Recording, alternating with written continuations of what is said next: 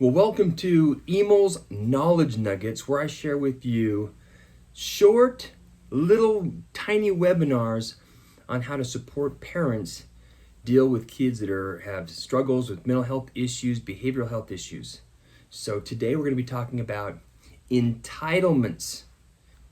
That's right, that belief that somehow, because of my existence, I deserve things. And if I can imagine it and I want it, then I should have it. Simple as that. And so that's this feeling of entitlement. To me, it's like this radar. I can sense entitlement probably before I can describe what's happening. It just feels wrong. When we look at the generation where we come from, the generation that we're raising, in just one generation, there is a huge difference between the sense of entitlements we grew up with what they are growing up with. Today we're going to talk about how that happens, why that happens, and what we're doing to contribute to it and what we can do to change it. So let's talk about entitlements. To get what you want, it's as simple as asking or badgering or manipulating the situation to get the thing they want. Why? Because they believe that they deserve it.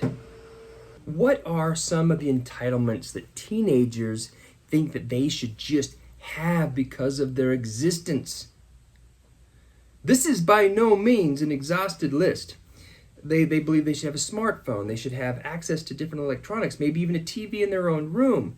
They should have nice clothes, nice shoes. They should have entertainment, and entertainment that they appreciate.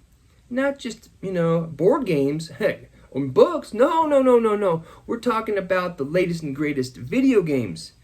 They want free time, do what they want to do.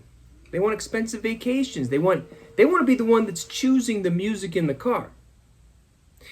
Remember when we grew up? The idea that someone besides the driver would choose the music in the car was preposterous. And now kids are choosing what music you listen to. And it's not even a consideration about the driver. It's like, well, this is what I want, and so I should have it. I don't know if I've listened to something of my own. Okay, when I'm on my own, by myself, yeah, my kids hate my music. And you know what I do? I give them the entitlement that I don't even like, because I give into it. Why? And we'll talk about that. But they might even be entitled to control what's being watched on TV. They are entitled to how they keep their own room, thinking that that's their own domain. What they do with their free time when they have that free time. Now we can go on and on, but those are some of the things that I threw together as some of the entitlements. Some people are entitled to not only their social media, their phone, but the social media. So, how does somebody become entitled? What are the ingredients to the soup of entitlement? How do they get that attitude? Well, there are a lot of ingredients. It's not one ingredient. It's this combination of ingredients that creates the soup of entitlement. So, one of them is financial prosperity. Having more than the basic.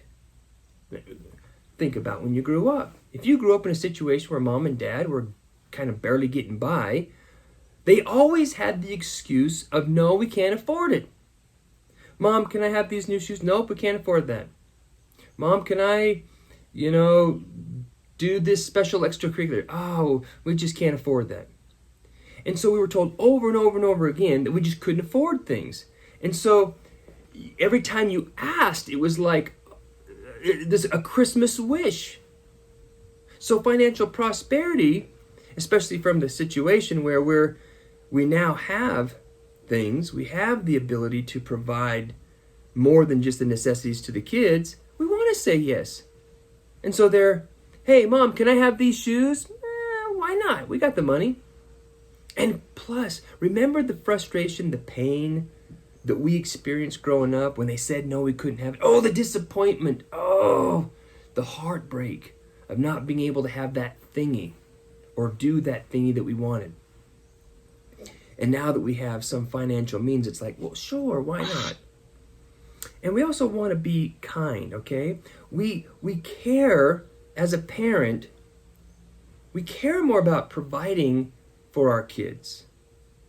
When I as an adult, I asked my parents, because we moved around a bunch, and I said, "Hey, Dad, how much did it weigh on you when we decided to move? How important was it? I mean, how much thought did you give to how we would adapt to the new environment? The new school, the new friends?" And he goes, "Honestly, I didn't even think about it." And now as parents, we're going, "Well, I don't know. We got to be, well, they've got good friends, and so we just can't uproot our kids and put them into a new school. What if they don't have good friends?" Or, we're so worried about and we're concerned about the psychological and emotional welfare for our kids without the training for it. So we actually, which is another thing, we care more about how our kids feel. We want them to like us. We want them to be happy. We want them to be comfortable. We become overwhelmed with trying to make sure their needs are being met and that they're comfortable, to the point where we might ask them what we should make for dinner. Do you remember growing up? How often did your mom say, "Hey, what would you like for dinner? What would you like? What would you like?" And how often was this? How often was it that you were asked if you wanted a different meal than the one your mom made for you? "Oh, you don't like this? Well, what would you like? I'll make that instead." No, it was you eat it or you don't eat it. Those are your options. You go hungry or you eat what's in front of you. Isn't that the term? You eat what's in front of you or you can go hungry. Those were our options. And now we hated that. So what do? "Hey, you don't like lasagna? Oh, what if I made you a cheese sandwich? Would you like it?" "No, you don't want a cheese sandwich? Okay, how about..." And we're like catering to them. So another thing is kids are aware of their rights. I grew up in the time when the principal at the school actually had a paddle. And he used the paddle. That makes me sound really old, okay? But there was a paddle that wasn't just for display, it was used. Had holes in it and everything. And there was a respect for authority. Even parents respected the authority of the principals and the teachers. And so if you got the paddle at school, you got the paddle at home. You get two paddles. Now, kids know, wait, you can't touch me. You can't touch me, or I'm going to file a lawsuit for abuse. And so kids are literally taunting teachers, harassing the teachers, causing all sorts of misery for the teachers, because the kids now, they're pretty sophisticated. They know what their rights are. The internet. The internet is a problem, because before, the only way we knew what the options were on the commercials on TV. And now kids are being bombarded with what's available. And it's a never-ending list of things and stuff and activities and whatever. So-and-so went to this place, and so-and-so did this, and so-and-so has that, and so-and-so has... And so they're being bombarded with all of these things. So they're exposed to way more options. And the other thing is that parents aren't really trained yet. See, there's all these changes going on in the social world where kids are, and we're not trained on how to deal with those changes. It's not a part of parent training. I mean, you don't have to have training to be a parent. Nope, you don't have to at all. Just one hot night, bang, guess what? Now you're a parent. No licenses required. And so we don't really take the time to strategize how we're going to interact and parent and teach our kids. So how does someone become entitled?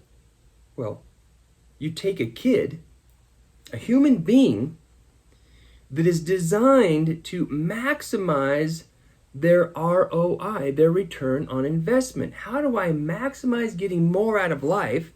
By doing as little as possible. And whatever they can get away with is a win. And you know what? That's brilliant. That's absolutely brilliant. So would we expect the kids to say, you know what? I just don't think this is ethical. I think that I should be participating way more than I'm being asked to. You know, just because I ask for something doesn't mean I deserve it. That is not reasonable. That is crazy talk. So we need to look at ourselves and see, how are we training entitled kids? Maybe we're afraid of their disappointment. Maybe we're afraid of the pain or the destruction or the chaos they'll create. And so by default, we begin to strategically cater to minimize the amount of backlash of their disappointment. And as soon as we engage in that, then we start to give more and more and more. In fact, as I was preparing for this, I was watching a little video with Dr. Phil. Yeah, he was talking about some kid whose mom works over 100 hours a week to provide for the needs and wants of her entitled kid. And she doesn't even get the master bedroom. The kid gets the master bedroom. And so he gets to buy anything and everything that he wants. And he wants more. In fact, he believes he deserves more. And so he's always asking for more and more and more and badgering his mom. And what does his mom do? To minimize and reduce the moment of discomfort, she gives in and tries and works harder and harder and harder. Do you think he appreciates that extra work? No, because giving in to those demands of an entitled person doesn't actually engender respect or appreciation. It's like, well, of course, that's what I need. That's, if I want it, then I should have it. All right. How do we deal with this then? How do we raise a good king? Right now we have a child king, and he is running his kingdom into the ground, where the people and the things he's a stewardship is they're driven crazy. So when you think about raising a kid, you think about raising a king. It's a stewardship. It's about stewardship, helping them respectfully and responsibly manage their stewardship. If they're entitled, then they are going to be spoiled and not do a good job running their life, running their kingdom. So let's look at a few strategies, because this is just a short one. Here are some things of what not to do. What not to do. Don't make compromises that they set up where you don't like the options. Mom, this is what it is. It's either this or this. You got to choose. Like, who's the one? Why do they get to make the decision of what the options are? So we don't make those compromises. Neither one. I chose C, none of the above. Don't give in to keep the peace. See, that's how they use that compromise trap to get you to choose one of the two, because they're going to be very annoying and nasty and angry and wear you down, so that you will go, you know what, I'll choose the lesser of the two evils that they created and to keep the peace. Don't make threats out of anger or frustration, okay? If we make threats out of anger and frustration, then we lose credibility.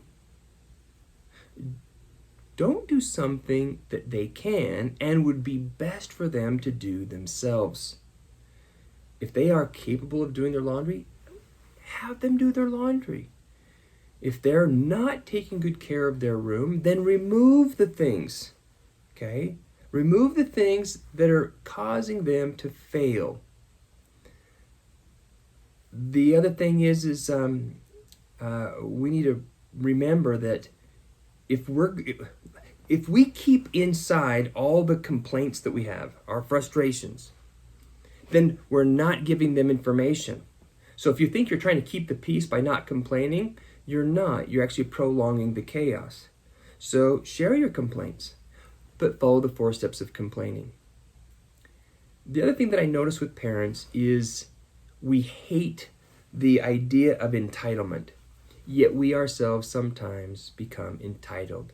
We start thinking to ourselves that because they're at a certain age or because they have a certain ability, that they should do it. They should be more responsible. They should be more ambitious. They should be more respectful. They should be more helpful. They should be more, and you fill in the blank. Well, if we go back to the ROI, the return on an investment, they're actually really, really smart if they don't. I mean, if you can get something for less, isn't that the smart thing to do? And so we start becoming entitled because we expect them to be able to do and appreciate when we haven't given them the opportunity to appreciate it. And how does someone appreciate something? Earn it, learn it, or lose it. That's how we get appreciation. So if they haven't earned it, learned it, and haven't lost it, then they're going to be entitled. All right. Okay, if that's not what you're supposed to do, then what should you do?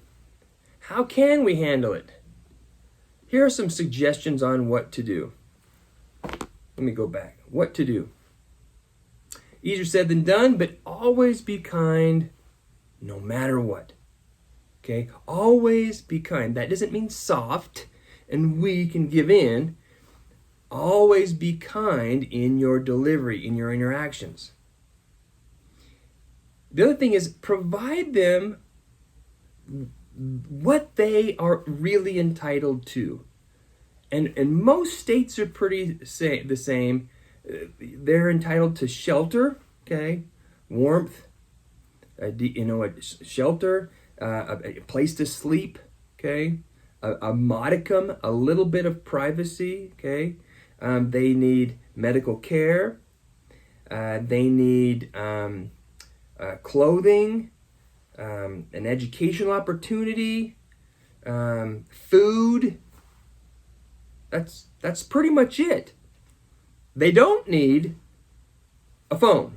That's not an entitlement. They don't need the newest shoes. They don't need the bling. Okay? They don't need brand name anything.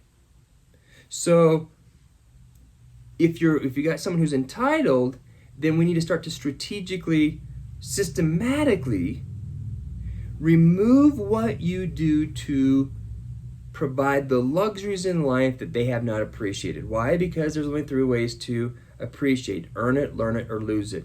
And if they haven't earned it, right, what we're doing for them, and they haven't figured it out, which they're entitled, so then by default they need to lose it. They need to experience what that's like.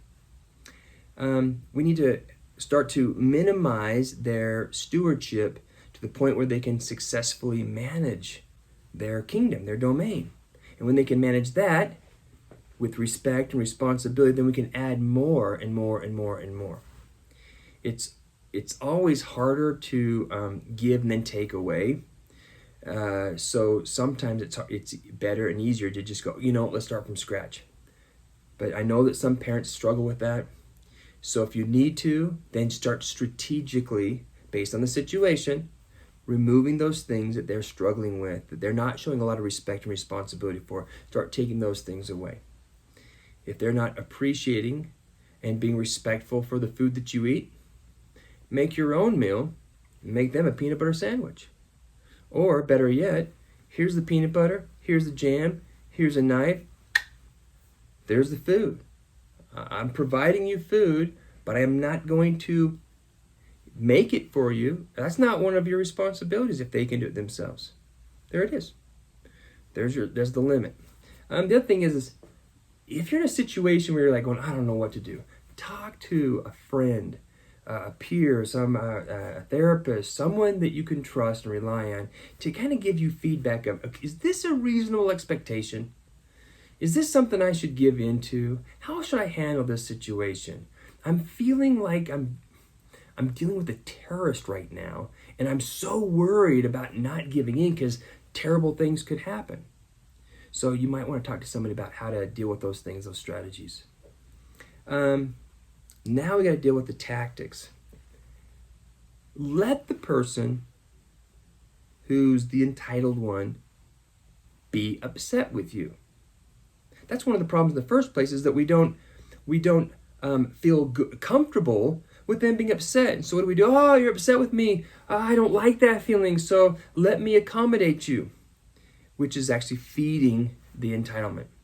But when we say, oh, you are frustrated and disappointed with what I'm doing, wonderful, because that's the medicine that starts to show, or the medicine that's going to help them start to appreciate things. Because if they don't get what they want, then they start to feel uncomfortable. And if they really, really want it, then they have to start doing something to get it. So earn it. Earn the things that they want. So be okay with that. Let them blame you. Let them get angry and frustrated with you. And then use the process of communication, criticisms, questions, declarations, and commands, so that you can stay engaged in that conversation with them without getting upset and angry. Understand them. That doesn't mean to give in to them. And then, finally, the hardest thing of all is, remember, their entitlement was created. We had to feed into it, or it could have starved it to death long ago. So remember, there are things that we're doing as parents.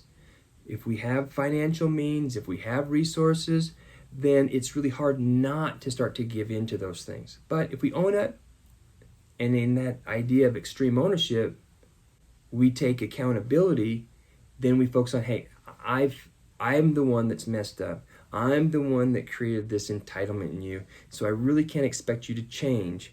I need to. And I need to remove these things that are setting you up for failure. And how does it set them up for failure? Because when they become independent and they move out of the house, those kinds of things are not going to be happening for them. I don't care how amazing their girlfriend is, or wife, they're not going to be okay making him his own special meal because he likes the meal that you made. And so you're setting them up for a lot of frustration and disappointment and pain and financial expense when we foster entitlement.